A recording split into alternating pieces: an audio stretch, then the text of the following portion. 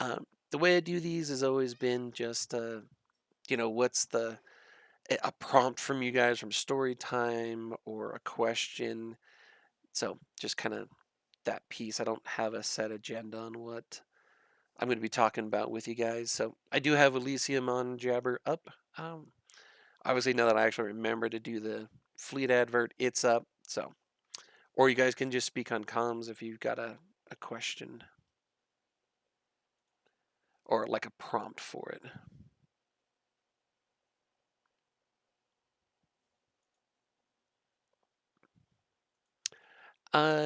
Miss Curtin, I think that's how you say it, or Curtan, however you want to do that. Let's go with Curtan because I kind of like that a little bit more. I mean, specifically, it's Eve history. It's something that one of the members of Karma Fleet browbeat me into a couple of years ago. Um, of just doing because I've just been around a long time doing this kind of stuff. I'm coming up on be 17 years for me this fall playing Eve, so I've been involved in most of the block wars starting in about 2011 or so is when I moved to Nullsec. So I've been around in most of those wars over that period of time. Nija, so yep, we just had the big fight in Antioch there.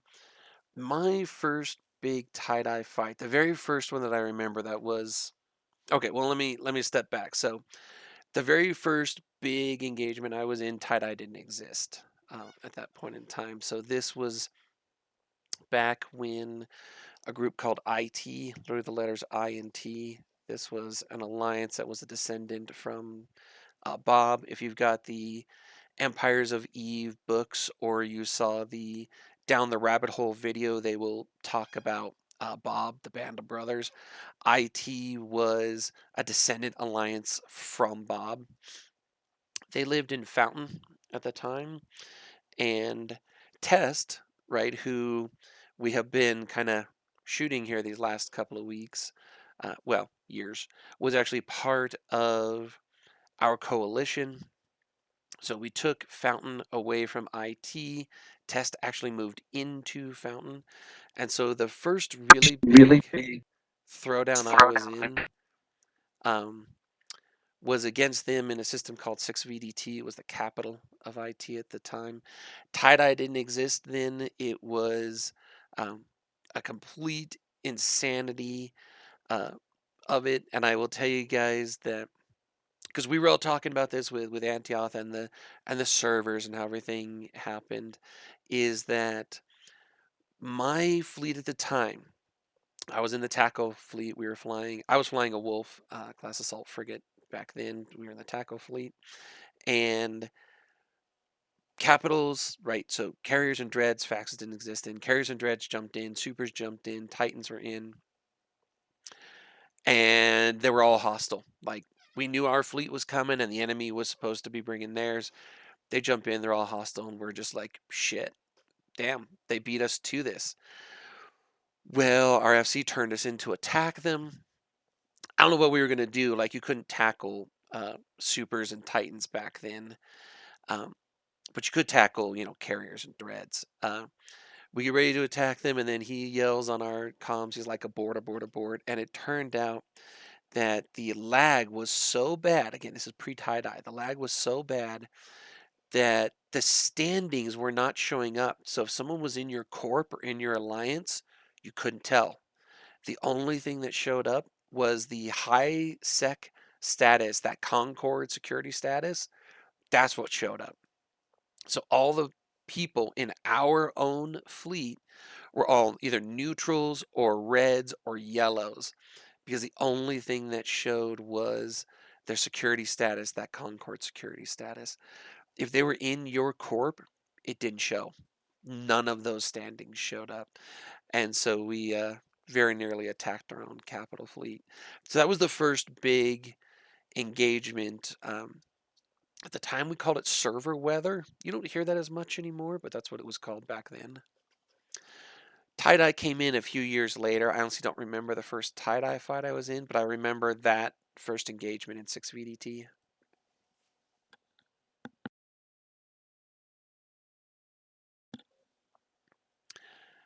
Um, Kenny, I'm going to skip yours for just a second because there was kind of a follow up with this kind of story here. Uh, Warsach, I think that's how you pronounce your name, man. Yeah, it's Rorschach. Yeah, my Oh, main is Rorschach. Helmetus. Oh, okay, Rorschach there. So was there a defector from Bob? Yes, and he actually is still in GSF today. So his name is Hargoth. He is still a member of GSF today. He was somebody who got newbie recruitment scammed. It was his alt, it wasn't actually his main.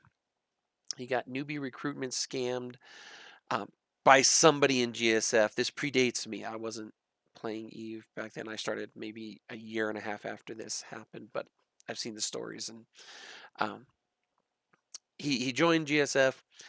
He was in for about a week, maybe 2 weeks, and he was having a really good time. He liked the corp that he was with. He liked us. And he basically went to the corp directors and he said something along the lines of, "Hey, I realize this is a scam. I realize you guys are about to kick me, but I really like it here. Um, and oh, by the way, I'm a full director in the executive corp of Band of Brothers." And that's how we disbanded Band of Brothers. Is wasn't like a plant, wasn't an operative. It was a guy who joined us, saw our culture, liked us better, um, and disbanded Bob for that. And so his name is Hargoth, and he is still in GSF today.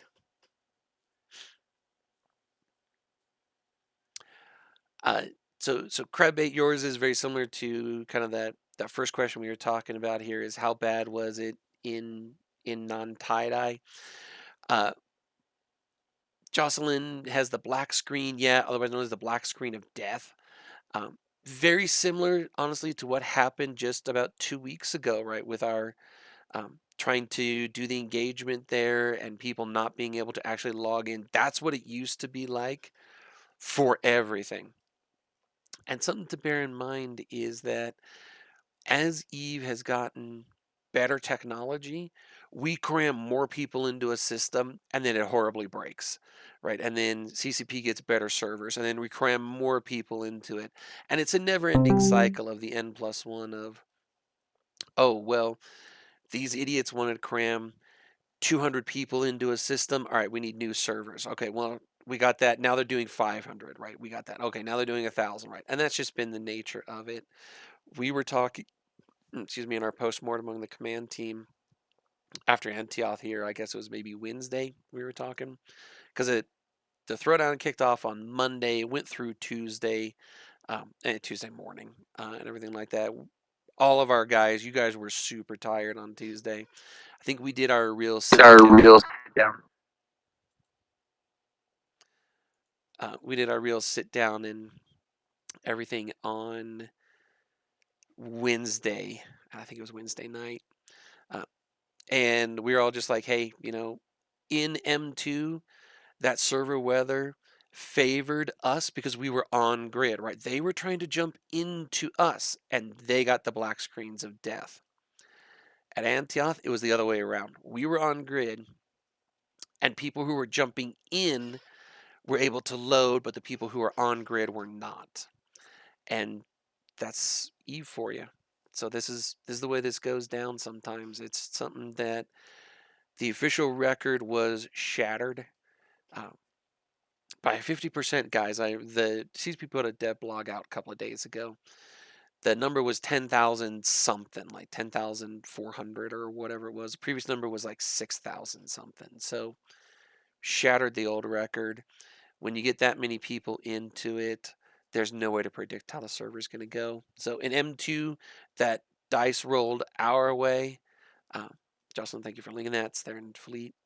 Jocelyn, can you toss that into Elysium for me as well if you're on Jabber? So at M2, that dice roll went our way. At Atioth, it did not.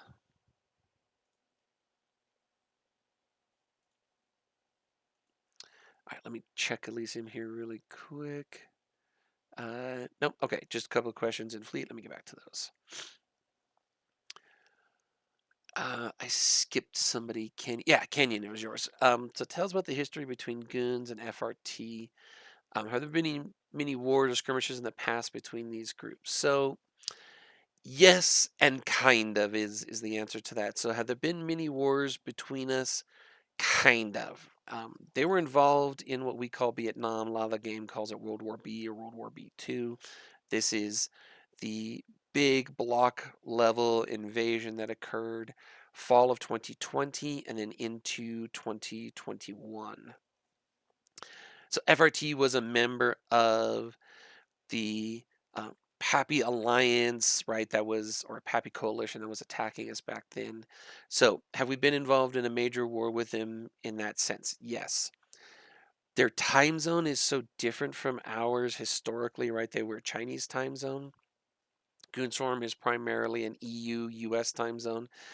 Depends as we've gone through, it fluctuates. We're a little bit more heavily biased now towards the EU time zone. We do have a strong US contingent, but it's still a little more biased now towards the EU. It does switch back and forth over time. Uh, Frat or fraternity or FRT, however you want to say that, most would just say frat, is very heavily Chinese time zone. Now, they do have a US and an EU contingent that is strong. They absolutely do. But back at this point of Vietnam in 2020, they were very heavily Chinese time zone. So we have had skirmishes with them, roams, like we roam into their space, they roam into ours.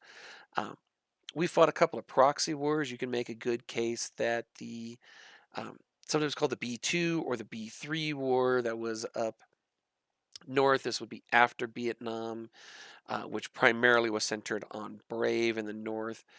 Was a proxy war between Frat, who was attacking the B2 coalition, and us. We were defending them, right? They simply got overwhelmed. Brave ended up joining the Imperium. A couple of the others did as well. So you can make a pretty good case that was a proxy war on it.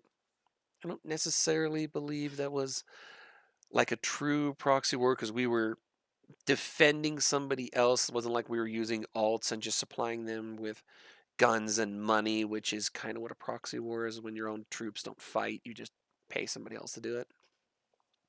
We were fighting, but we weren't fighting on our home territory. And those of you who are around with this, I believe that was in 2022. Uh, it was a bitch for the logistics. I ended up trying to supply some of the logistics from our bases because we lived in Delve at the time, right? Some of our bases in Delve, and I'm like, this is stupid. And we started to supply as much as we could out of Jita because it was, I think it was one mid out of Jita and it was like seven out of Delve or some ridiculous thing like that. So the logistics is quite a bit different from those two pieces. So do we go way back with them? Yes. Are they like, have they been always hostile to us? Yeah, pretty much. We've, the handful of times when Norris has agreed with something um, with us has not been, it's been involving Eve stuff, but not like about a war. We've never fought on the same side of a war.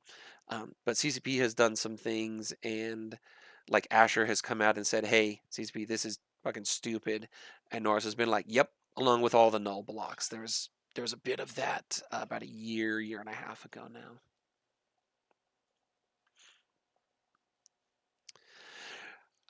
So question in there from Big Randy: why did Frat not deploy against us? They did. Um, the the thing is, again, their time zone is so radically different than ours. They were extremely heavily Chinese time zone back at this point that they were there. In fact, there were Frat Supers and Titans at M2. They were there. There simply wasn't a huge clash because our SOV timers, our reinforcement timers, and their timers are so radically different. It's very difficult to do that. But they were involved with it. They were absolutely there. If you go back and look at the lost mails and kill mails from M2, which is the very end of December, beginning of January. So December 2020, January 21, they were absolutely there.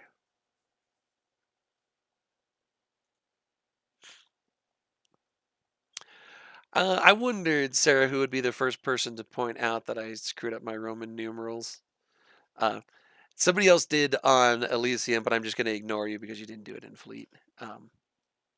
Nitro, I think it was you who did it. Somebody else did. Yeah, I wondered how long it would take for somebody realized that that was not the correct way to do 18.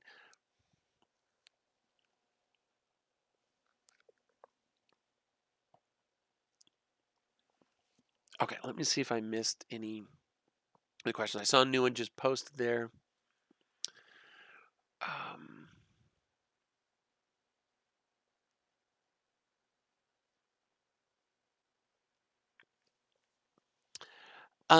okay, so did the Pappy Superfleet loss cause Pappy to collapse? No, it didn't. They took massive losses, by far heavier than ours. So Antioth, we lost. The official total is 38 Titans. Um, the Pappy losses at M2 were on the order of 10 times that. Um, so is that what caused their collapse? No, it's really not. I mean, it was not good. They took some really heavy losses there with it. But what really caused Pappy to collapse and for the invasion to end is that Villy is a fucking idiot, and that's pretty much how it came down. That campaign and that attack was the most cowardly way you could ever do anything. Their setup, they all hated each other. They just hated us a little bit more at the beginning to ally together. Um, but yeah, they just hated each other. And so old grudges came to the surface pretty quickly. M2 might have kicked the door open a little bit faster, but it was the writing was pretty much on the wall that their coalition would not survive that. Now, the war lasted for almost 6 months after M2, something to keep in mind, guys. So it was a pebble, a domino in it, but it was not the thing. In my opinion, the single item that you point to that was the thing is when they started unanchoring all of their keep stars, including the T5Z1, without telling anybody.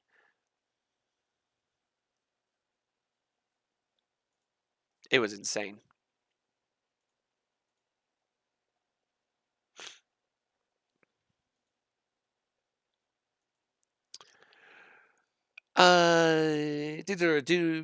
Did we continue the Goon to Hero program? It's so funny. We started that program. I think we gave like one Titan away, maybe two with the Goon Hero program, and then it no. So the honest answer is no, not really. Isn't it just ended up? It was a really cool idea. I really liked it. Um, but yeah, I think we gave like one Titan away, maybe two. Um, It was also right after we did that that scarcity came in and really kind of fucked capitals and supers and titans.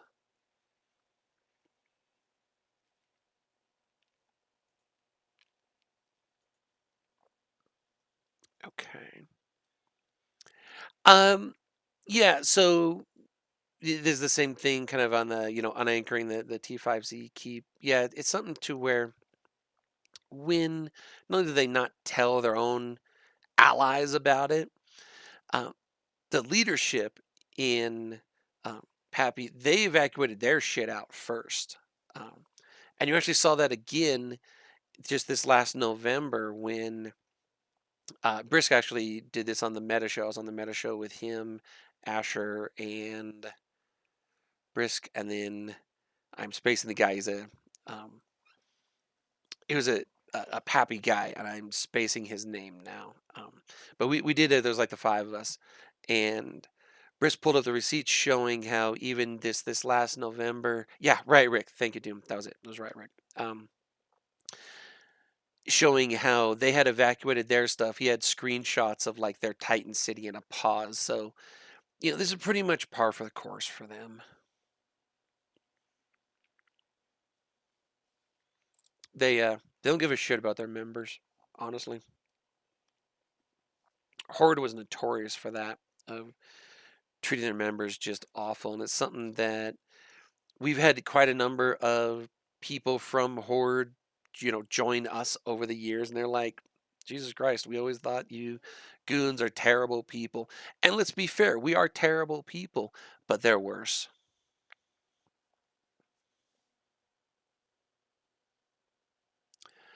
I know Evolution is now an NC dot. Is that where most of the old Bob is now? The three principal alliances that got the old members of Bob. NC Dot is one, absolutely. Pandemic Legion is another. They got a lot of the old Bob people.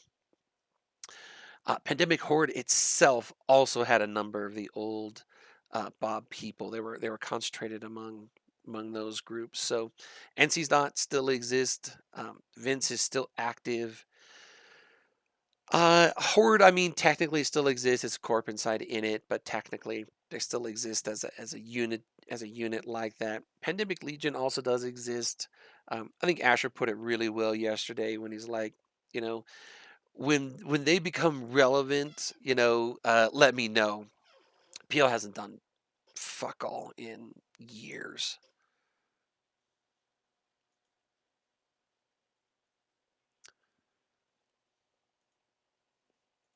Okay, let me jump back over to Elysium here.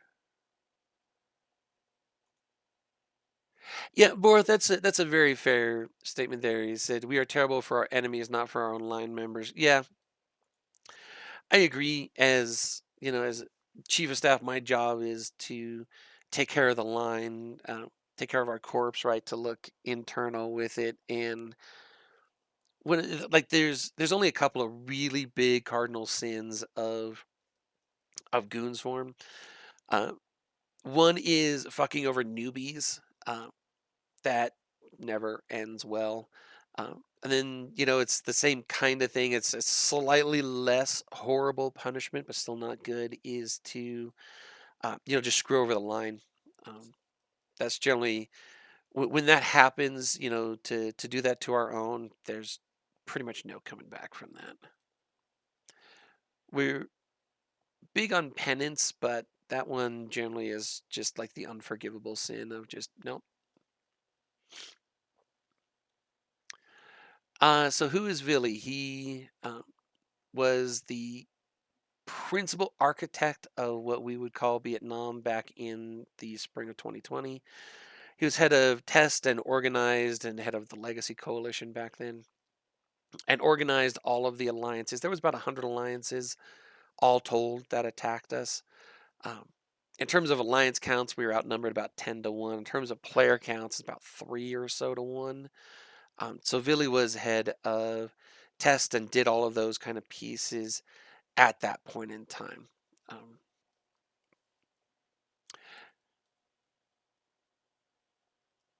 What's the name of the Cloaky AFK camping program used to have? We've had a couple of them. The big one I remember was called NGSA. It was run by Boat back in the day.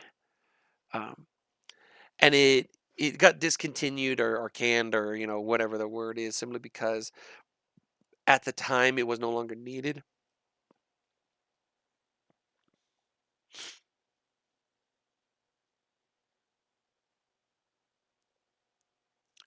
Who's a fully communist corp in Bob? I could not tell you that name even of any of the old Bob corps. They've been I dead for can. 15 years. If you know, Evolu- man, go ahead, fire away. it was evolution. I think of them with another connotation. So, okay. I have a bunch of connotations for them, but back in the day they were fully communist. Okay. Fair enough. Yeah, so sir, when you're talking about like when Bob broke up, their members scattered like to the wind of Eve, but most of them ended up in kind of those three groups that I mentioned. They ended up in, I skipped IT. A lot of them ended up in IT because it was a descendant group from them. But yeah. So DBRB, otherwise known as the Big Red Boat, is he's retired. He doesn't play. He won Eve years ago. Um, but he was an FC of either infamy, notoriety, fame, depending on whether you liked his fleets or not. He was a Bomber FC. He's actually quite good at being a Bomber FC. The problem with Boat and Bombers is he wasn't always so careful about who he bombed.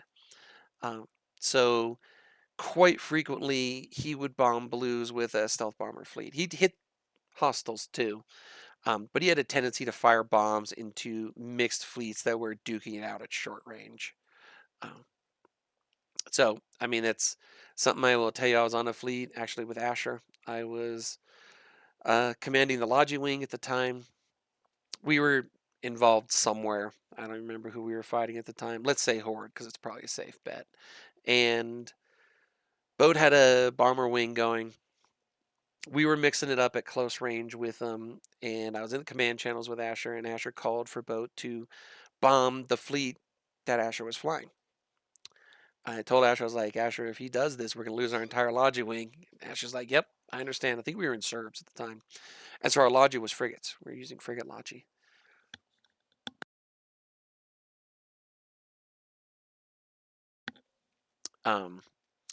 And Boat asked on the command channel, he's like, are you sure? And Asher said, yes. And Boat never said another word. And those bombs hit us, I swear to God, like 12 seconds later. So he had already lined up on our fleet because bombs fly for 10 seconds. And I swear to God, those bombs hit us moments after Asher confirmed the order. It did wipe our Logi wing, but it did do some pretty severe damage to the enemy fleet. And since we were right there, Asher was able to take advantage of that and do some mangling of his own. So that's the one part for it. The other part, sir, you said is, if you warped, you're dead. Yeah, Boat used to say that a lot. He would tell a fleet to align to something. He would say, warp jump or gate screen or whatever it was that he would say at the time. Everybody would initiate warp. Everybody would be, accelerating away from it so you can't abort it now. And then you'd hear him on comms. There's any number of recordings of this of just like, oh, if you warped, you're dead because there was smart bombers or something on the exit gate. We used to call it pipe bombing. So he would get pipe bombed or smart bombed or actual bombed, with stealth bombers on a pretty regular basis. But he won Eve. It's been a couple of years now. Yeah, he has a family and everything like that. It was just something that he just wasn't able to do it anymore.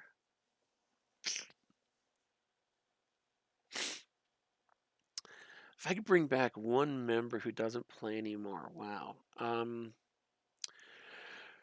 a couple of the old FCs that I really miss. My first Capital Commander was a guy named K Color. I really miss K Color. I would love for him to come back. He's been away for years and years.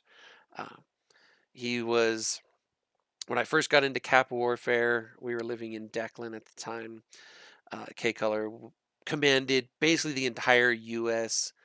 Cap fleet. I shouldn't say the U.S. Cap fleet, the USTZ Cap fleet. If they were sent out somewhere, K Color was a guy.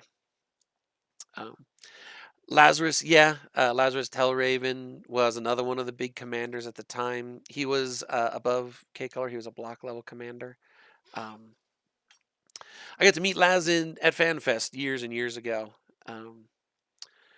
The other guy that I really enjoyed was a guy named Lyris, who was a what level would we call him? He was more than a skirmish commander. He might have been a TC. We redid those titles. I don't know what his official title was at the time. He was probably a TC level, a tactical commander. When we did the IT invasion in Fountain, again, it was like 2012 or 2013, something like that. Lyris did a lot of the siege fleets. And so every night about 0100, 0200, he would form up a fleet of bombers and we'd go out and hit pauses for hours, just hours and hours and hours, just smashing pauses. Or like Lyris. But yeah, like I said, he stopped playing years and years ago. K-Color did as well. I saw K-Color come back a few years ago, and I was like, this is awesome. Same thing with Laz, but neither of them stuck around after Vietnam ended.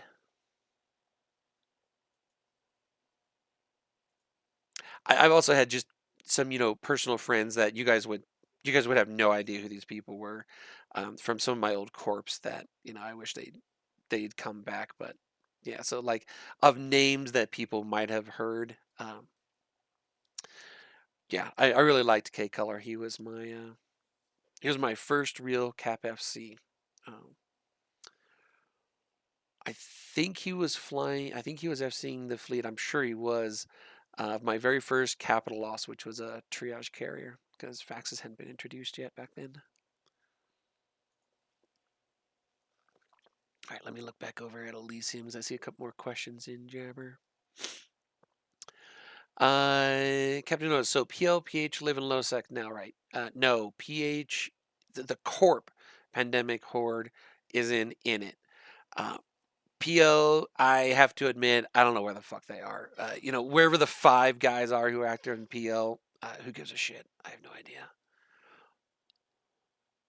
I think they're in Winterco, but I don't fucking know. Why did we leave Delve? Yeah, so when we sat down, Delve was 2, so we moved to get closer to Horde, right? To have a big throwdown war with them. And at the time, we had invested a huge amount of money in the infrastructure. The question of leaving always weighed on us. Of so much stuff would be sent to asset safety. We ran reports on it to see how many Titans, how many Supers, how many capital ships were in the old Imperial Palace. When CCP made the change to allow us to pull the rigs off of the structures without destroying them, that change is what pushed us to actually leave Delve, because we just kept looking at it and we're like, we've got people's stuff here. How do we do this? We tried to reach out to everybody as much as we could. We knew we'd send huge amounts to asset safety. And yeah, it was something that we knew it would happen. Um, the conditions simply were too good to stay in Delve. They became advantageous to be able to pull all of these structures, to pull all of these rigs, and to save and move as much as we could. And that's why we ended up doing that.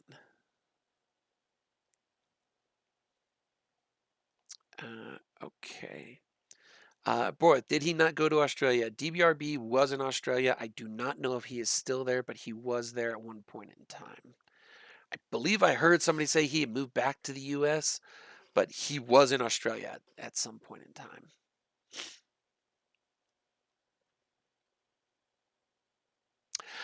V is around, yeah. He's how can I phrase this? V is typing in certain highly restricted channels. Let's go with that. Are we going to be able to evacuate stuff out of Ermelin? No, it's too far away. There's just no way to get to it from where we are. Back-to-back X-47 champions. We won in X-47 twice. That's where that comes from.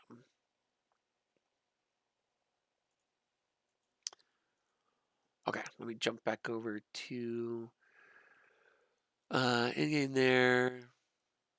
Okay, got a thing there. Will Bernjita ever come back? Victor, my understanding, I've talked to Joe about this. Joe Painter runs Mini Love right now, and the honest answer is no. The mechanics have been, high set ganking has been nerfed to the point to where, so the biggest change to it is the 3-minute no matter what you warp mechanic. So back in the day, before this was introduced, you could bump someone indefinitely, basically until downtime, right when the server shut off. And they would not go into warp if they were not aligned. It didn't matter how long they've been trying to warp. that's what allowed Burn Cheetah to go. With the 3-minute thing right now, that really put a death nail to organized high sec ganking like that. Um, I loved Burn Jita. I attended every Burn Jita. There was one Burn Amar as well. I attended every single one of those myself. I loved doing them. Bony Tooth Isk Thompson was predecessor, and Warkini was a predecessor as well to Joe as the current head of Mini Love. But yeah, it's just the mechanics just aren't possible with it unless CCP radically changes something in high sec. It's not that you can't gank people, you absolutely still can. But we used to gank people on an unbelievable scale. It would be thousands of freighters and jump freighters and orcas and mining barges and whatever. We would take out an entire weekend. It usually would start Friday at downtime, and it'd usually go until that following Monday downtime. So it's like 3 solid days.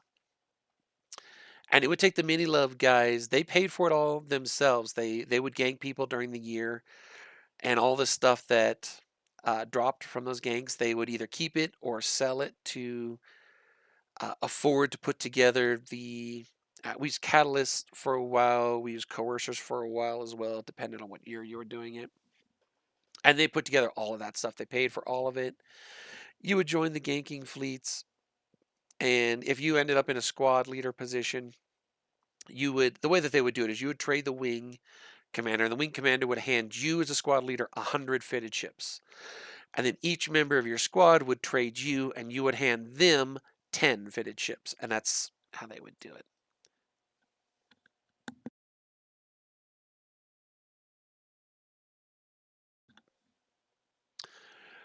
So are there gank states? Mini Love still does exist. It is still a thing. There's just no Burn Jita.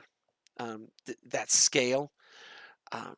So is Mini Love active right now? I honestly do not know the answer to that question. That would be a Joe question. But the SIG is Mini Love, the Ministry of Love, with a U, LUV, that kind of love.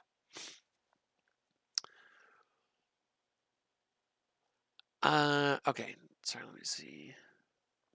Was Durher a competent alliance leader? Not in my opinion, but I didn't know him really all that well. So I don't think so, but that might be just because I don't know him. I didn't really know anything about him.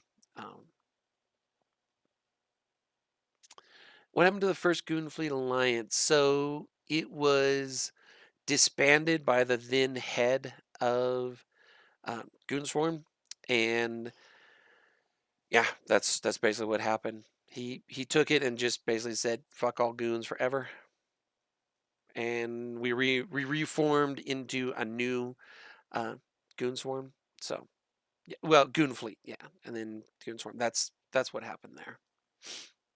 It's basically the exact same thing, kind of was what happened with the story that I told you about Bob. It was just our alliance executor did it at the time. Oh, Pittsburgh, yeah. Pittsburgh was a fairly competent guy in terms of a fleet commander. I didn't really fly too much with him because of our time zone kind of difference and what I was doing versus when he was active on things, but yeah, he was around. So Mitten's story, he ended up, he won Eve right after, well, not right after, it was about a year after Vietnam. There was some internal issues. A few things came to light that were not flattering. He didn't handle it, not flattering against him, it was against somebody else. And then he didn't really handle it well at the time. And it was decided then that after about 15 years for him, he'd been in Eve, uh, that he would step down. And he did, I think, the best thing possible. He made an absolutely complete break, clean break from Eve. His ults are not banned. I had somebody ask me that on one of the fires, one of these histories before. He's not banned. He has been banned in the past, but that was years and years ago. That was after a FanFest incident. But this one, he's made a complete break, and as far as I know, he is living it up being a retired guy in Wisconsin with his lady. I haven't talked to him in a couple of years, but yeah, as far as I know, he is just enjoying touching grass and probably smoking more than a little bit of that grass with his lady.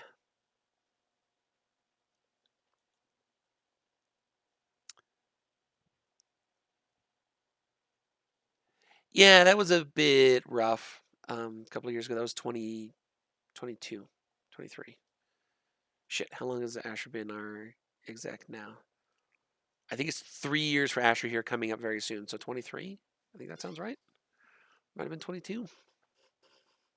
Vietnam ended in 21. It was after that. Um, might have been fall of 22.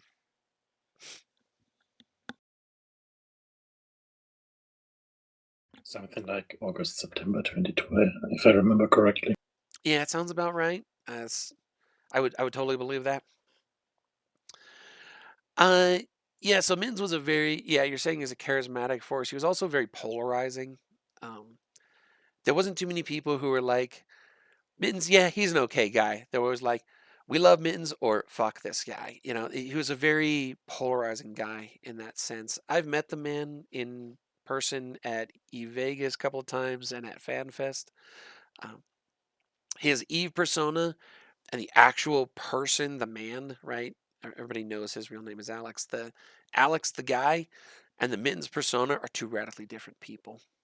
Um, Mittens is polarizing. Alex is, I mean, he's a lawyer, right? So fuck all lawyers, right? Ha ha ha. But Alex is a good guy. Mittens was very polarizing. I liked Alex. Asher's a good dude as well. I've known Asher a very long time. 13 years. I think I met him in 2013.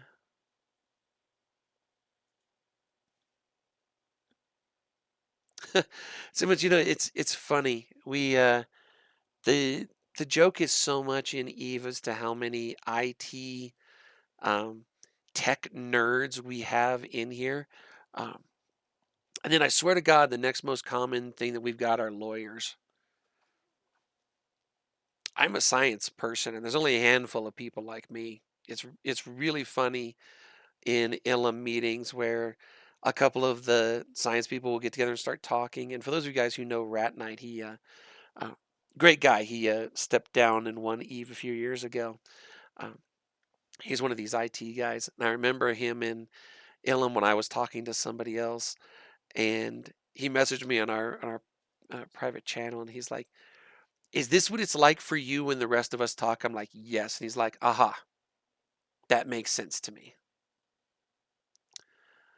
So what do you mean win Eve? I mean he quit, right? So Eve is an open-ended game, right? There's no winning Eve. So when someone wins Eve, it means that they've quit. They may come back. A lot of people absolutely do that. They step away for a year, 2 years, 3 years, 10 years. That's actually happened. Um, and they're like, oh, yeah, that Eve thing. I wonder what's happening with that. And they start playing it again. But yeah, when we say someone has won Eve, it just means that they've quit. Yep, as Samuel said there, the only way to win is to not play. All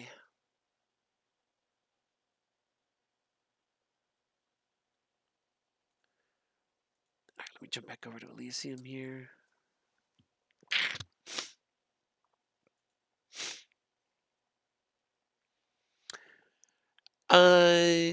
Some better detail was put in by someone in Elysium there on the X-47.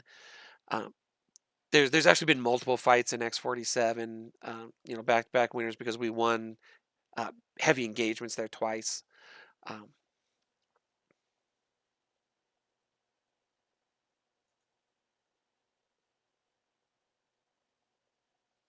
Yeah, okay. You got all those there.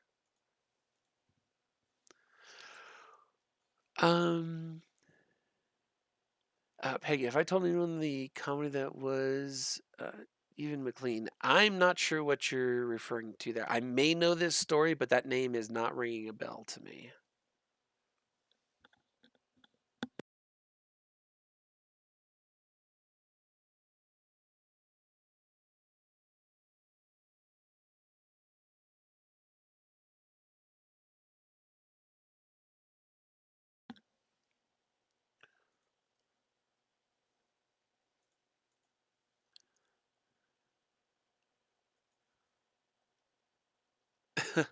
Um, I will admit I don't remember that at all. It's probably one of those things of, streamers coming in with doing weird shit is pretty much a Tuesday for us. So I have to admit I do not remember that one at all. They were carriers and dreads were also so cheap at one point in time that you could get them for nothing. Oh, that's fun. Yeah, I mean that's a classic burnout on somebody on stream for doing something like that. Yeah, there's been any number of those. Yeah, Nietzsche, back in the day, during the height of the Delve time unit, this would have been about 2017, 2018. Uh, Regular caps were under a billion ISK, pretty consistently. Supers were about 10-ish. Titans were down to about 30. So when scarcity hit, Titan prices jumped almost tenfold. They were up 200 something, 220 in that kind of neighborhood. Supers were about 50, 60, 70, 80 at some points. Dreads and carriers. No, not too many people were making carriers. They were kind of useless back then. But dreads were up about 8 or 9. And so it was clear to all of us that those prices were at just completely fuck you levels. CCP eventually took notice on that. They did bring the regular cap prices down. Supers and Titans took longer. They're better. Last time I checked, Titans were going for about 150 or 160. I think that's probably still a little too high, but it's better. I would prefer Supers to be around 40 and Titans to be maybe around 100. But CCP didn't ask me. I've talked to our CSMs. They're well aware of it, but it's just kind of how it is.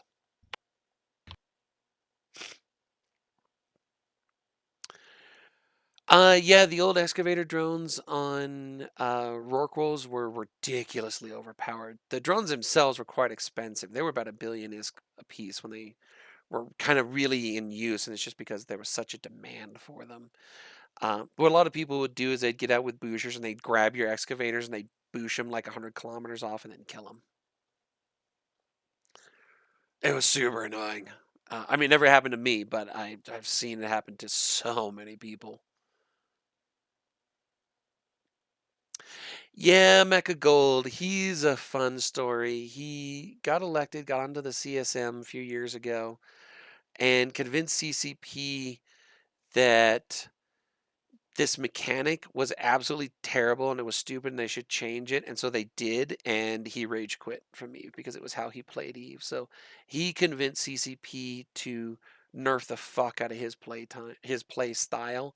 And I think that is the funniest goddamn thing ever.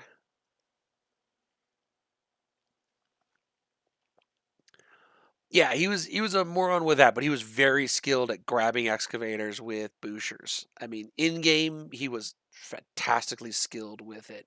But then he literally convinced CCP to absolutely nerf his playstyle.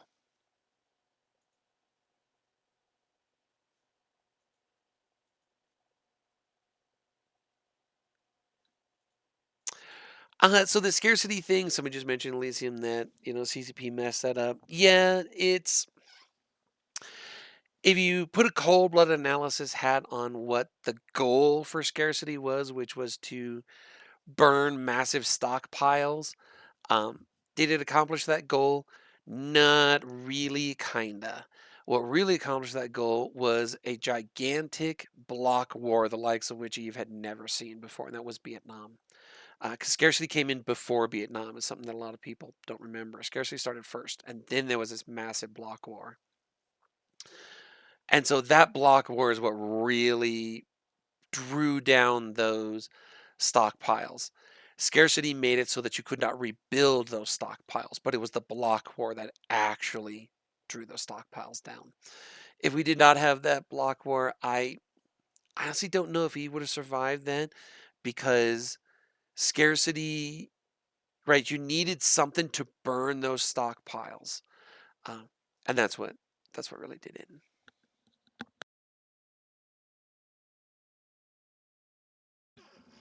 And scarcity made so many people mad. I mean, myself included. I was not happy about it. None of the industrial type people were. But yeah, it was crazy. Yeah, as Dean is saying there, if you boost them, you could get the drones outside of drone control range, and they would basically just sit there, and you could just plink them. What was the last battle we had that was the biggest battle in the Eve? Well, I mean, in terms of numbers, Atioth was from just like 2 weeks ago. Before that, it would have been M2, the Titan Throwdown in M2 in terms of Titan losses. The largest number of players, M2 got eclipsed by the largest number of players from another engagement, and I'm spacing what the system was. There was less overall damage, but more people in it. Can anybody help me out on that? I am spacing the name of that system now. No, BTEC-R was before. Might have been FWST. Yeah, it was. That sounds right. So the M2 still is the largest number of Titans and Supers to ever die in a single engagement. That occurred at M2. The largest number of players in a single engagement was, a couple people said FWST. It sounds right to me. Until Atioth, which was something to remember, guys. That Battle of Atioth was less than 2 weeks ago. It'll be 2 weeks ago tomorrow. And so it depends on how you define largest battle. In terms of ISLOS, it's M2. In terms of players, it's Atioth. And if you go before M2, you get the Battle of BTEC-R, which was just mentioned. Before that was the Battle of Asakai.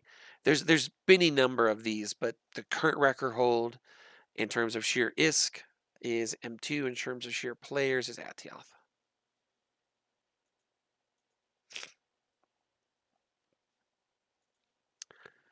Okay, let me see what we've got.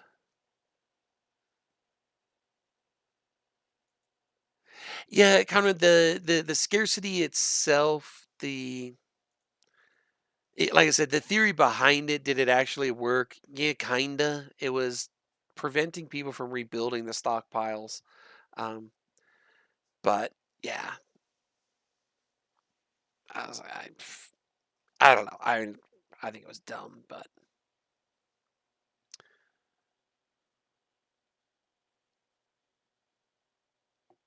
yeah. I mean, there was an engagement in MTACO. Yeah. I remember when CO2, somebody mentioned, they were at work. I think they said it on Elysium there. So many of these engagements, like, they kick off in EU or something like that, or CNTZ, AUTZ, whatever it is, and you're at work or something like that, and you get home and it's still going. The Battle of BTEC-R was that way for me. Kicked off when I was at work. I got home, got into the stuff. I was one of the entry signals for our fleets for BTEC-R, so I was there myself. It's just amazing how many of these things end up happening like that. And you're at work or something like that, and you're looking, now we've got Discord and everything on our phones. When BTEC-R happened, Discord didn't exist, or I don't think it did, but I mean, we didn't use it. If it existed, we didn't use it. And so I didn't know anything about the battle until I got home and looked at Jabber. So it was funny. Like for Atioth, like I'm at work, and when I get a break, I'm looking down, grabbing my phone, like, okay, oh shit, that's not good. Oh, okay, this is kind of turning around. Oh shit, that's not good. It's just one of those things back and forth until I got home.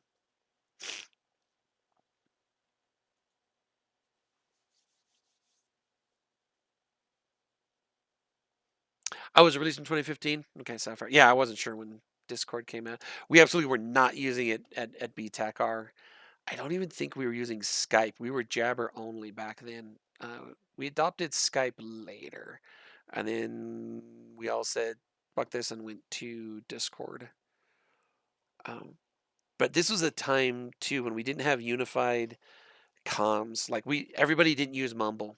When I first joined what was then called Decos before the CFC existed, um, every alliance had their own comms. Yeah, well, not quite, but most of them did. So I remember when I first set it up, I had to have TeamSpeak. I kid you guys not. I'd have TeamSpeak 2, I'd have TeamSpeak 3, I'd have Ventrilo, and I had to have Mumble, depending on whose fleet I was going to be in. It was as annoying as probably what you guys think it was. It was terrible. And so that's why historically our pings still say like Mumble Op 4. It comes from that, is because at one point in time we had multiple comm systems. We only use Mumble now, and we have for years and years, but back then we actually had multiples. Yeah, we had TeamSpeak 2, TeamSpeak 3, Mumble, Ventrilo. There might have been another one. Oh, Eve actually still had an in-game comms. Yeah, the in-game comms was still a thing too. Yeah, you could actually run your comms through the Eve client. Damn, I don't remember that. Yeah, They were terrible. it was it was a thing. It was it's like the in-game browser. So now when we do perhaps like it's an external kind of a thing. Back at this point in time, Eve had an in-game browser, and so the PAP link, you would actually open the in-game browser. Basically, they would put a link in the fleet. You'd click on it, the in-game browser would open up, and it would say your participation has been saved or whatever it was. And then you'd close that in-game browser. That's actually how PAPs were done back in the time. They got rid of the in-game browser over 10 years ago. I think about the time that they got rid of the voice thing, because CCP is like, nobody uses this. We're like, because it sucks. It's terrible. Oh, the jukebox. I forgot about the jukebox. Oh, wow. Yeah. That's back in the day there, man. Yeah. There was a jukebox. It would do that. I totally forgot about that. Doomlord, I'll agree. The in-game one was nice for small groups. My very first player corporation, I don't believe we had external comms. We just used the Eve ones. But that was back in like 2009, 2010. That's true. They did drop the in-game browser because they didn't feel like doing security updates on it. Yeah, they didn't want to do the maintenance on it. They didn't want to update it. And they, again, realized that nobody cared. Everybody was using external browsers. It did make doing some of the old routing systems more annoying because you could actually open up you could basically open up something like Dotlin. There was a whole bunch of these programs back then. And it would be in-game browser. And so you could actually literally just drag them into, you could drag a route like into a channel and set up your waypoints that way. Because it was a browser inside the game. You could just like right click on it and do it. It was actually pretty nice. It's about the only thing I kind of miss from those days.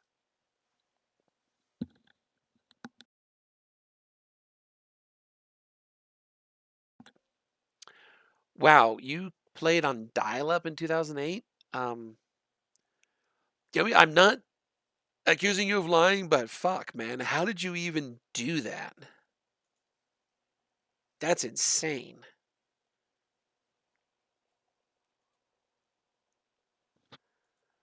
So there's two kind of questions here, one in Elysium, one in game here.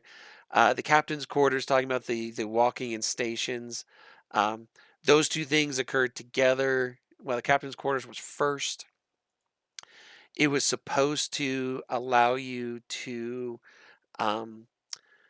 leave your ship and then actually like first person true role play walk around the stations. That's how CCP pitched it at the time.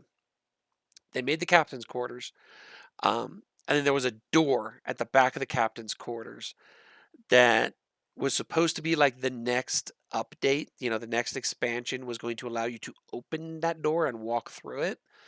Um, Obviously, that never happened. Was that before the monocle thingy? They were kind of together.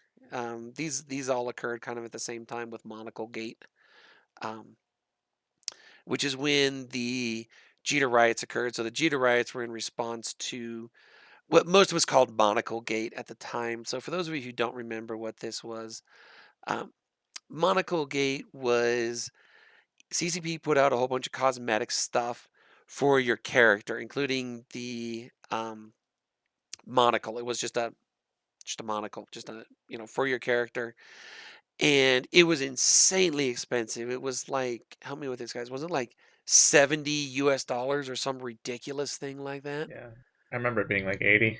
80, yeah, something. It was a crazy price for it. Totally cosmetic, didn't do anything, um, and which is the way that they should be, right? It should be all cosmetic. We don't want golden ammo. Fuck that. Um, but all cosmetic stuff. But that wasn't the thing. What ended up happening is a release from CCP. It was an internal like blog that should not have been released. Uh, Basically said, "Hey, I wonder how much money we can get out of these idiots," which is a classic thing that every marketing student has been told, and it's how all companies do this. Um, but there were a couple other things happening at the same time that really made CCP look bad. And that's what caused the Jita riots, where we went out to the monument in Jita and just shot it and just shot it and shot it. You couldn't kill it, but we just went out there and shot it for days, weeks, maybe. I don't remember how long that Jita riot lasted. And CCP put in a thing about it today. That the monument's still there, but it's got a new thing about it. Like, I can't remember what the phrasing on it is. Like, Capsuleers rebelled against blah blah. I don't know. They put something in there. If you ever go to FanFest, there is an actual monument in Reykjavik, and all CCP did, I shit you guys not, is they took the text from that real monument and they put it into Eve words and they just copy and pasted it. I've been to that monument in Reykjavik. It's in the docks. Well, I shouldn't say it's in the docks. The entire city is a port city. You're not too far from the docks anywhere, but it's not too far from Harpa.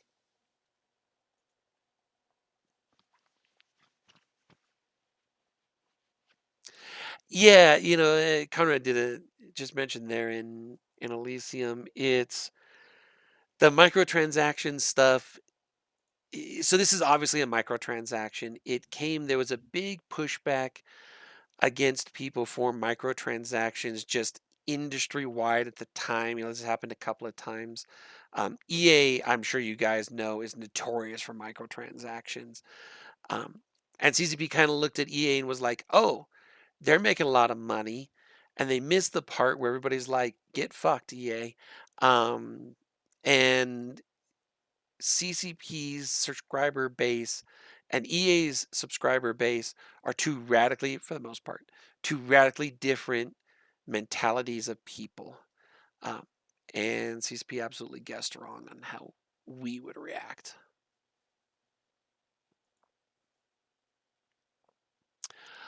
Somebody said the extractors. Yeah, this is an interesting one. When skill extractors and skill injectors were introduced, it was controversial at the time.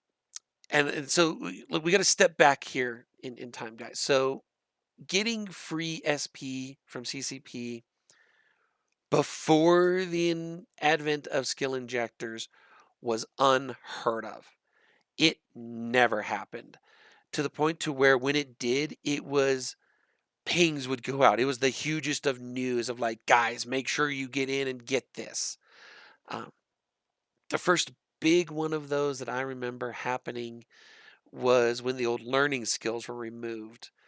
And what they did is they said, oh, whatever the skill level you have trained there were 5 of these skills that you have trained this to, we're going to reallocate that as unallocated SP for you. And then you can put it on whatever you want. That was unheard of. It was a million something SP at the time because those were rank 1 skills. So they were, what is it, 256K for each one. There was 5 of them. So let's call it 1.2 million, something like that. And that was just absolutely unheard of. CCP had never done that before. Patch day was always on Tuesday, just like it is now for major patches. Well, CCP was notorious for breaking Eve on patch day, and you couldn't play it. It would just not be playable. And so you'd set really, really long training skills like, hey, let's do capital ship 5, whatever. Something that would last for days.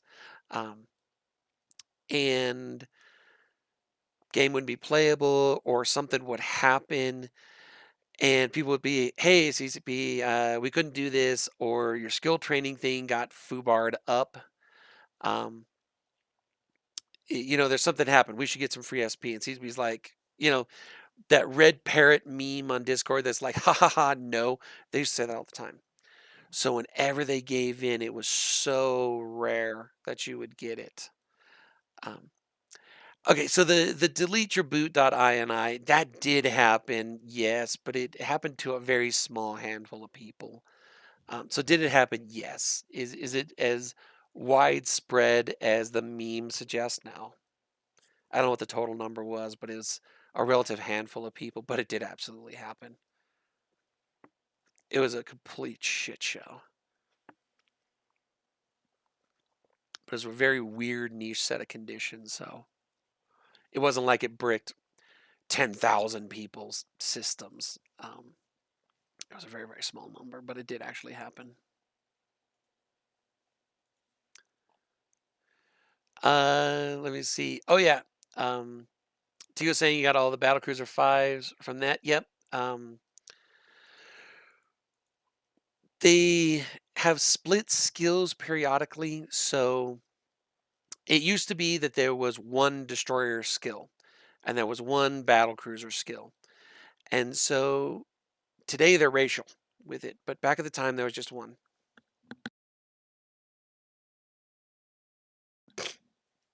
And so what happened when they announced, oh, we're going to be breaking the battlecruiser skill into the racial skills. And we're just going to copy whatever your skill level is. So if you've got Battlecruiser 1, you're going to get Galanti Battlecruiser 1, Caldari Battlecruiser, right? They're just going to copy that skill over to the new skill so you didn't have to train them all. And so when they announced that, everybody madly changed all their skill queues to do Destroyer 5 and Battlecruiser 5 so it would copy over and you didn't have to do it. Nietzsche, I assume you're talking about from the old clone grades? The SP loss with the old clone grades?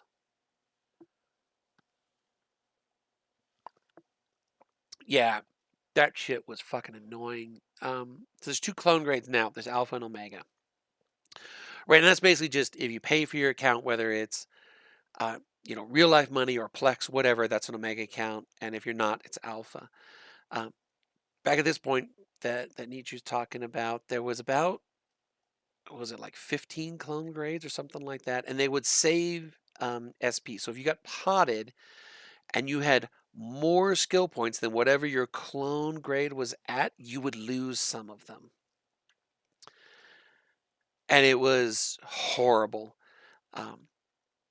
It was one of the, and so if you got potted, right, then you had to pay to restore your clone grade. It wasn't a continuous thing. It was every time you got potted, your clone grade got reset to alpha level. And it was why, for quite a while, a lot of the veteran players, myself included, we wouldn't go on like frigate fleets. We just wouldn't do it because our clone grades, when we got potted, were so expensive compared to, we'd be out flying Rifters. I mean, literally, we'd be flying Rifters. And for me, if you had 100 million skill points, your clone price on that was like 50 or 60 million ISK. So you'd be like, okay, well, ship, whatever, it's a million ISK. But every time I got potted was like 50, 60 million ISK just added on top of any implants or anything like that. and it was just horrible. So most of us didn't fly on frigate fleets at that point in time.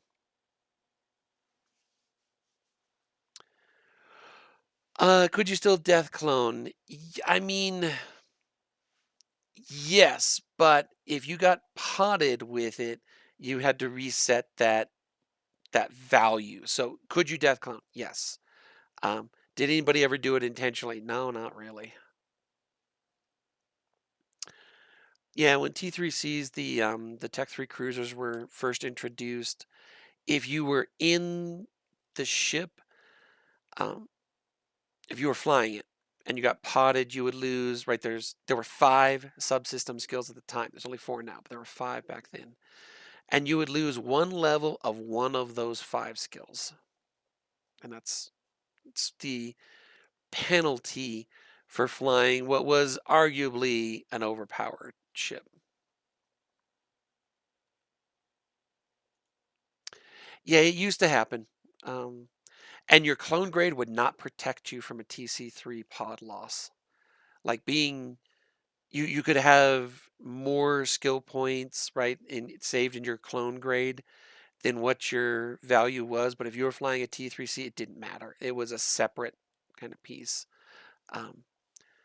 So what was really terrible is if you were flying a T3C and forgot to update your clone grade, you could hit twice.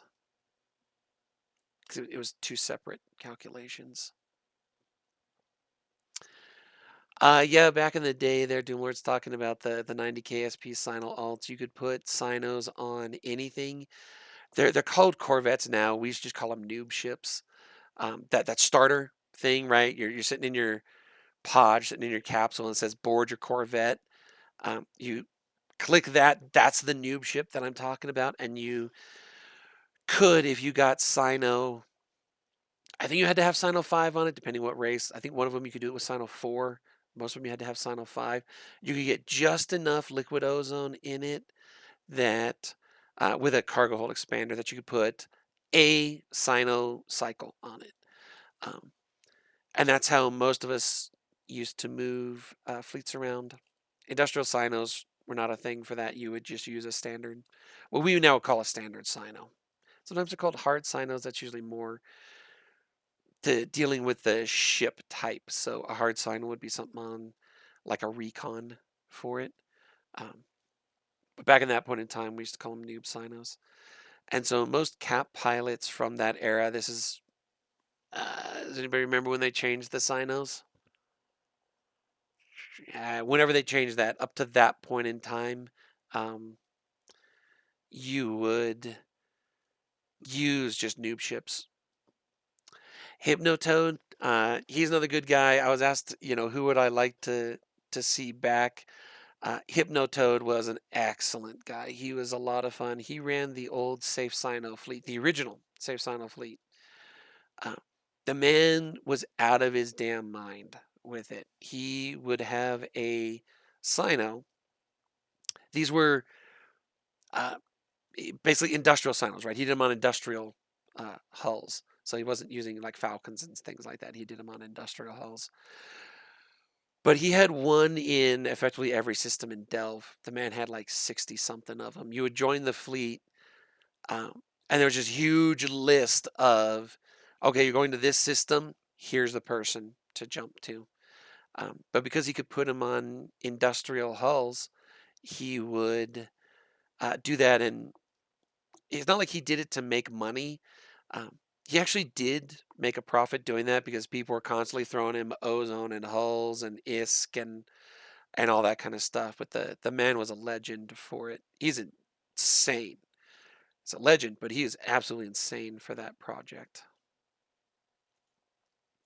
But when they made that change, it just absolutely devastated that because what he would do is he would heavily cargo expand a hauler. He would pack it full of ozone and it would last hours, like 6 hours or something like that before it had to be refueled. I don't know what the number is or something like that. A recon lasts about 90 minutes. Like if you're just constantly burning that, and they cost 10 times as much.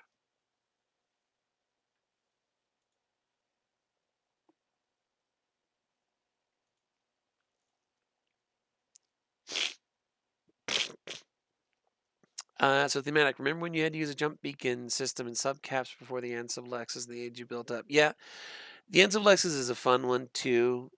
Back at the time, you could have 2 Ansub Lexes in one system, and so you could actually move from one piece to another without actually taking a Stargate if your network was set up just right.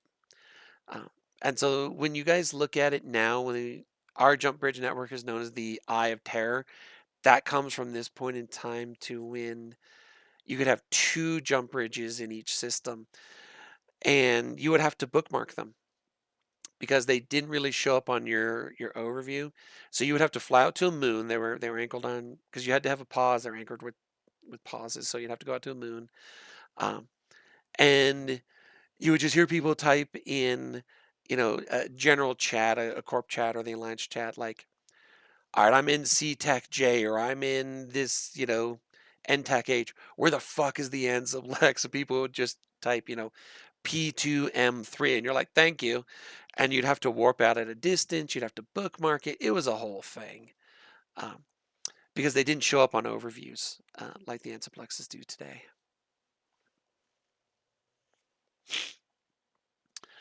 What is test? Also, Oh yeah, go ahead, Ham. when antiplexes were added, they also weren't on the overview like they are today. At least in terms of navigation, you had to save the structure name to build an autopilot path to it. It wasn't automatic. Oh yeah, that's right. That's true. I forgot about that. The old autopilot routing didn't actually take into account jump bridges. Yeah, it was hilarious because you look at it. I remember we were in, I don't know, probably like 1DQ or something like that, because they were introduced while we were there. We were in 1DQ one day, and I'm like, well, I know this JB links these 2 systems. Why does it tell me it's like 15 fucking jumps? It's like 3. Yeah, I maintained. Back when I was playing the last time before joining Goons, I was in test and I maintained a chat channel linking from ESO to Catch. And it managed to end up becoming a big thing across the board.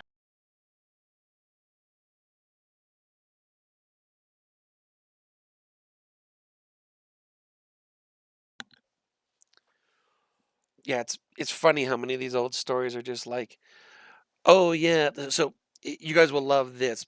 When I first started playing Eve, warp to 0 was not default. Like, it was an option. It wasn't actually in the very beginning. So there were bookmarks that people set up on all gates, and like HiSec, you could buy these bookmark packs and stuff like that. But when I first started playing Eve, the default warp 2 distance was 15 kilometers. I didn't know you could change that. So like, here I am, a brand new guy playing Eve, and I'm flying around, and I see these people like warping past me to get to a gate and jump through it. I'm like, how the fuck are they doing that? And eventually, I think my first player corp was like, well, you can change that warp 2 distance, can't you? And I'm just like, son of a bitch. Because by default, the warp 2 distance was set at 15 kilometers. Back then, they changed that many years ago to default to 0 now. But yeah, I was just like, what the hell? So I'm sitting here like using Afterburner like on a noob ship to burn 15 kilometers to get to the gate to jump through. Because I'm like, what's the difference between doing this and autopiloting? Well, it's me sitting there manually clicking the button to turn on my Afterburner.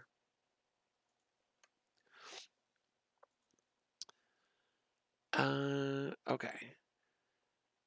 Oh yeah, put pause. Yeah, you put pause guns near jump bridges. Yeah, you could absolutely. It was something that pauses would autonomously attack or autonomously defend things if you had guns and stuff on them. They were pretty terrible at it, but if you would attack them with like one person, you had to really know what you were doing to attack a pause with, if it was armed, with just a single person, because they would switch targets. on a very regular basis. Oh yeah, fuel blocks. When I used to live in wormhole space, I was the fueler guy. It's my main one of my main roles every day was to see if we had an entrance anywhere near Jita or one of the markets, so I could go out. And so we use fuel blocks today for all of it. Like Citadels run on fuel blocks. Pauses run on fuel blocks today as well. But back in the day, everything that goes into a fuel block. So those of you who make fuel blocks, I want you to picture having to take each of those individual ingredients and putting them into a fuel bay in the right ratio. That's how pauses used to work. And yes, it is as fucking horrible as it sounds. It was a nightmare. But if you had, as Borth is saying there in Elysium, if you had a gunner and a pause, a well-skilled gunner could do some serious damage. You couldn't control very many weapons. There was a very limit to how many you could do. It was skill-based. There was a really limit on how many of them you could control at once. But you could get 2 or 3 gunners out there, and you could seriously mess up a fleet.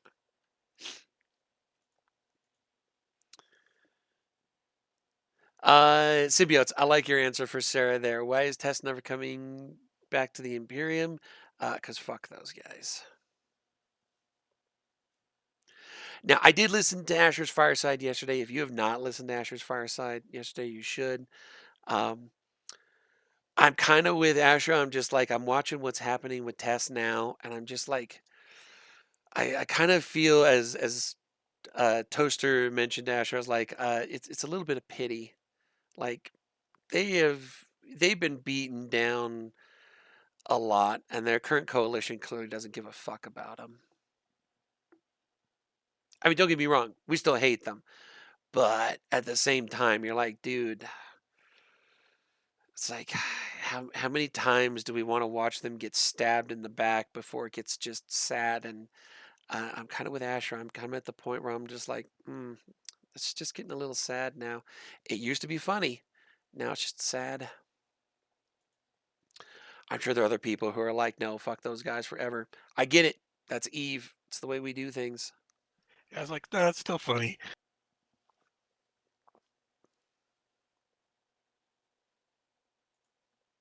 And if you guys are looking in Elysium, there's 2 other people who just chimed in with, nope, fuck those guys. They phrased it a little bit differently, but that's the gist of it. Are we ending the war after destroying the BWF Keepstar? Well, that's a future plans thing because we have not destroyed anything. We've got 3 Keepstars and a Satoyo. I don't remember what the timer is, if it's Monday night USTZ or Tuesday morning, whatever it is. It's coming up. It's in a couple of days here. Or is it Tuesday, Wednesday? Whatever the timer is. So, I mean, we haven't destroyed anything yet. And so we still have those 3 Keepstars. We still have that Satoyo. So we're not going to commit to anything until we see how this next set of form-ups goes. So, I mean, that's pretty much a classic future plans question there, man. Do we have plans for the future? Yes, we do. We have several plans for the future. All depends on what's going to happen in the next couple of days. Yeah, Nietzsche, don't fail your IRL exams, man. That would be a bummer.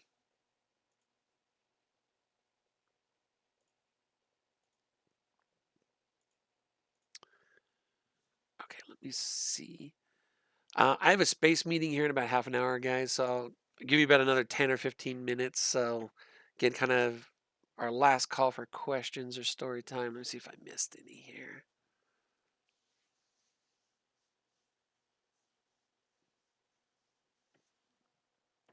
Oh yeah, somebody was pointing out that the old pause gunning skill still exists. It does. In fact, some of my alts still have that trained from back in the day. We all thought CCP would remove pauses when Citadels came in, but it's been 10 years and they haven't done it yet. Well, you remember the day that they tried it, the server didn't boot for like 2 days. It was brutal. Yeah, it's something. It's so Officially deep in the pauses. spaghetti code Yeah, can't get officially rid of it. pauses will never go away, but what most of us expected them to do is like delete all the blueprints and then, go in and um, like remove the actual pause. They're called sticks or towers um, from people's hangars. That's kind of what we expected them to do when they first started saying, "Oh yeah, it's pause code. We're not going to be able to take these things out." Um, they still do get used. They absolutely do have some special niche uses that we use them for within GSOL, and the military still uses them. But their Citadels, in a lot of respects, are better. But there are some very special niche uses for pauses. My CEO keeps making me fill fuel ours. Yeah. I mean, they are for the couple of things that they do. A Citadel will not do what those do. It's one of those weird kind of things. It's a totally different mechanic. But it's also funny how few people have ever actually set up and configured and used a pause. I mean, I have. I've done it any number of times. Um, in fact, used to do reactions on pauses, and oh dear God, that was a bitch. I had a reaction farm back in the day when we lived in Deck. It was a nightmare because it didn't matter how careful you were, you fucked up one of the transfers and just blew a tremendous amount of money because something didn't connect to a silo properly. And you come back to it, and you're like, oh God damn it. It's kind of like I used to get Fullerides and that from moons by directly extracting them. It was a big nightmare. Yeah, it's the same process. If you guys want a token example of what that's like today, PI, when you're routing them through, going from a storage silo or I actually never use silos. I always use the launch pad because it's bigger, but whatever. It's however you want to do it. From the launch pad to the extractor, well, extractor to launch pad to the factory back to the launch pad. That mechanic is somewhat similar to the way that reactions used to work on pauses. You link them together kind of like that. Yeah, I the old set up a ciphers. reaction tower once. Did you do it once, Ham, and you're like, fuck this noise? I did it as a test just before the introduction of active moon mining, and I was like, "Oh, wait, this is gonna make me like 100 mil a day." Or it was super low, and I was just like, "This is not worth the amount of time that I just put into this." Yeah. I remember having, because I got a couple of the original T2 ammo BPOs, and I remember trying to make like Barrage large out of a POS system. What a nightmare. Oh yeah. Yeah, there's a famous clip of Mittens talking at either FanFest or an Eve Vegas or something 10 some odd years ago, before Citadels were introduced. Um, and he was talking, I believe, to like Aerith, who was head of, finance and kind of a production guy back at that point in time. And he's like, we calculated out that for our Alpha fleet, now at the time this was a Maelstrom artillery, so this was already Maelstroms, that all because you would build them in pauses really and outposts, that if you could take all of the production capacity of Declan, you could produce enough ammo for 5 minutes of an Alpha fleet's sustained fire. Um, and it's just because there were so few slots and capacity to be able to do that. So like one day's production, I can't remember what the time frame was. It was a day or two production would give you 5 minutes for one fleet's sustained fire. And that was it was just a big issue. It's why all the null blocks at that point in time, before Citadels, where you have effectively unlimited slots now. It's just the index is the only real limiter on that. That's why everybody used to import ammo from Jita, because there were so many more outposts and well, not outposts. There were so many more stations in Jita and high sec in general.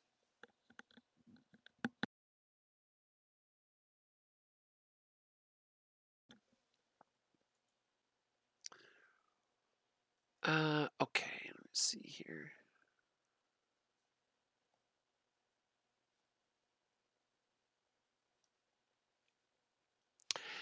Yeah, I used to. So for those guys who remember RVB Red versus Blue, this was a permanently war decked set of corps in high sec. I used to build ammo for them, and it was something that you would do. That their home system for red, there was one system, and then home system for blue. There was one system in between them. That was like their battleground. So I would take half of my ammo, and I would go to red staging system, and I'd put half of that ammo up, and then I would undock, and I wasn't part of either corps, so they never messed with me. I was using a neutral alt then, and then I would jump literally 2 jumps, go into blue staging system, and list all of my ammo there as well. Uh, and I'll admit, Nietzsche, I never had any issue finding production slots for where I was. So that may have just been I lucked out in the area that I was in. I never had any issue with it. The Starbase charters, yeah. The Starbase charters were so annoying. You needed to have special standings to put a pause up in high sec as well. There was actually a corp whose sole job was to get you standings high enough to get a jump clone, because you needed to have a corp standing of 7 to get it. And so what you would do is you would basically hire this corp, and they could do like mission running and all that kind of stuff for you and get your standings up. And then you could do that.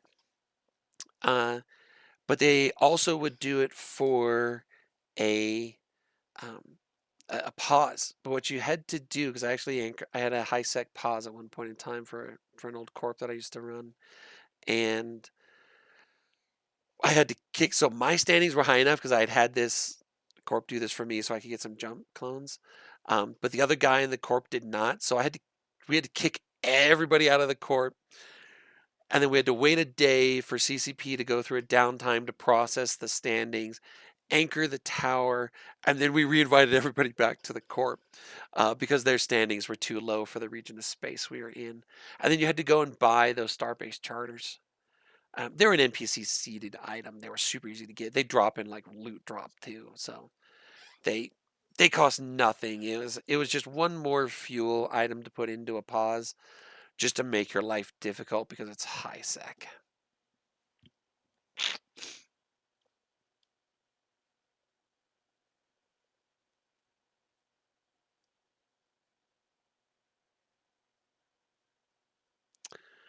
I like that. The workarounds for CCP weirdage were an art form. Yeah, they really were.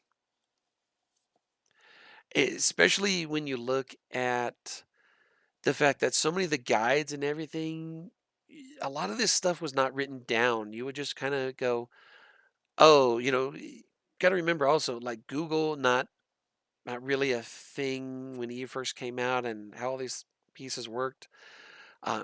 Almost every group had their own forums, and you would go through. Like I used to troll the CCP forums, the old CCP forums for Eve, and you would find things like standings Foobar, need a jump clone, contact these guys, and there'd be like an in-game person, and I think you actually literally would just send them an in-game Eve mail, and they'd be like, "Yep, hey, we're forming fleets on this time. You just join the fleet, and we'll go mission running. What standings do you need? Like, what corp do you need them with?" And they would have different people running missions. In fact, I've done that exact same thing with one of my Jita trade alts. I made a character in high sec, got a Caldari character, and I was doing Caldari missions for one of my goon alts that you couldn't undock, and so you just join them to the fleet, and when you complete the mission, there's an option to keep all the rewards for yourself because you're a selfish bastard, or share them with your fleet members. And so if you just click share rewards, you lose the ISK too. It divides basically everything, but it will transfer the standings. And that's how you used to do it. And that's actually how I got my Jita trade alt to have good Caldari standings, was by doing that. Yeah, the Learning Cliff meme, I miss that old meme. It doesn't get linked nearly as much as it used to. And I think a reason for that, Nietzsche, is because the Learning Cliff, when it was originally made, was 100% accurate. With all of the guides, all of the tutorials, all the things now, I don't think it's as accurate. The old new player experience, when I first joined Eve, there wasn't one. There was literally nothing. Now I haven't run through whatever the new version of the new player experiences is in quite some time. It's been quite a number of years. Because usually if I create an alt for something, and they're like, "Do you want to start with a tutorial?" I'm like, "No." So I haven't done it in quite some time, but CCP's revamped that 6 times probably since I started playing. It seems like they do it about every other year. Okay. Yeah. I remember when they first introduced Aura into it. I think that's the last time I did, is when they first introduced Aura as the new player experience training person. And she was annoying me, so I turned her off. I was like, "No, I'm tired of listening to you."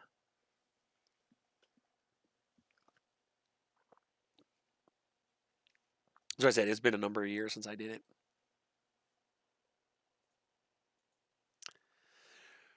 Okay, let me see. I've only got about another minute, and then I've got to go rest the voice before I got a space meeting here.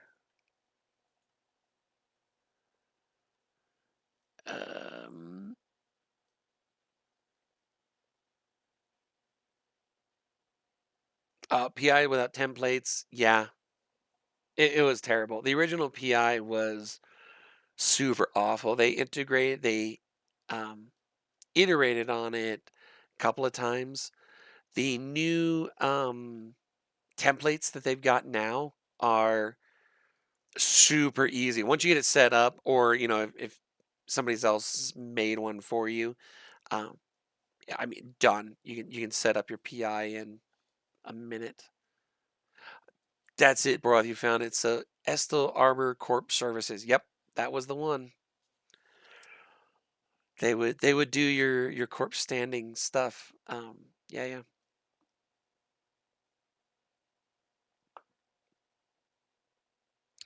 Yeah, the air career program stuff. That's a good pimp on that. There's a whole bunch of skill points in there that you can get. Um, I'll admit, as a guy that I do it, I don't ever deal with that. I'm just like, whatever. I can't be bothered with it. Part of that's just laziness. Actually, a big part of that's laziness. But the other thing too is, like, I've got so many skill points on my mains that, like, when I get near the end of something, I'm like, what have I not trained to 5 yet? Let's put that in there. Yeah, the new Doomsday, the new Titan Doomsday skill. Yeah, fair enough, man. Fair enough. That one was a pain in the ass to train. I guess I shouldn't say that. It wasn't the worst thing, but I put that at the top of my Titan, and I'm just like, okay, what do I have for free SP on this alt that I could just dump in here? And I think that's actually what I did. Yeah, fighters, depending on when you came back, there have been changes to fighter skills. It's all dependent on kind of when you stepped away, when you come back, all those kind of pieces. It's definitely a thing. CCP does change those periodically.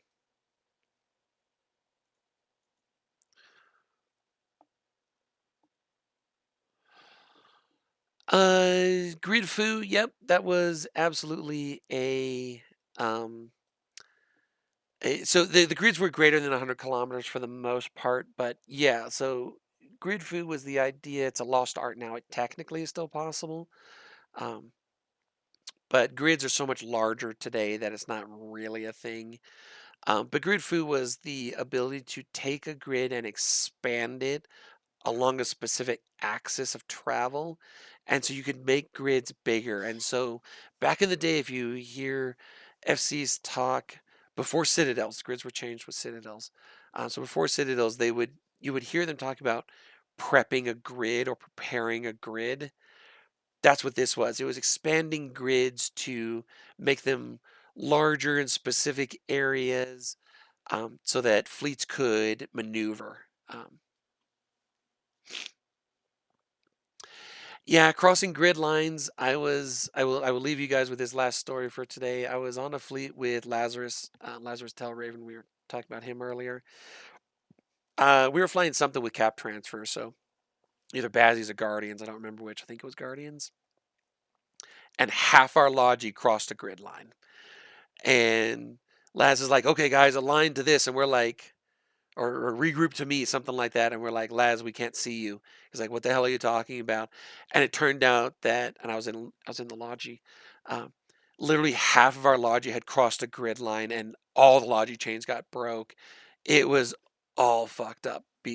And so what happened with a grid line here, guys, is you used to see this in 1DQ all the time on the T5Z gate, right? You'd be sitting on the Imperial Palace and you could not see anyone on the T5Z gate. That was a grid line break.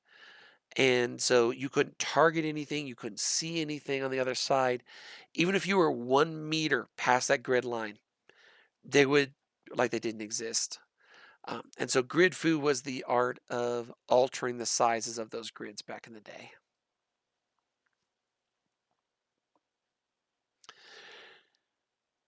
All right, I'm gonna have to call it here, guys, because I do have a space meeting here now in about 12 minutes, and I need to get ready too. So, um, hope you guys have a good Sunday. Again, those timers coming up in a couple of days. We got 3 keep stars. We got a T2 rig Satoyo on the menu.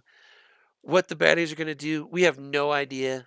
It's the middle of the week, which is kind of a bummer. If you're able to be on for it, as Asher said yesterday, please do come around for it. So get some kills. Once we see how all these timers go, we are going to decide which of our future plans we are going to implement. We do have a couple of future plans depending on how the week goes. So, cheerio, guys.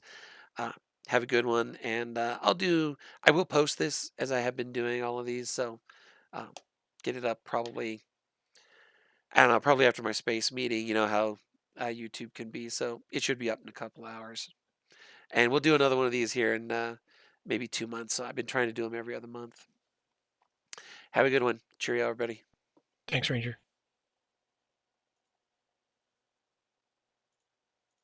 Oh, and if you're still here, you bloody pap whores, I did pap the class. So don't say I don't do nothing for you.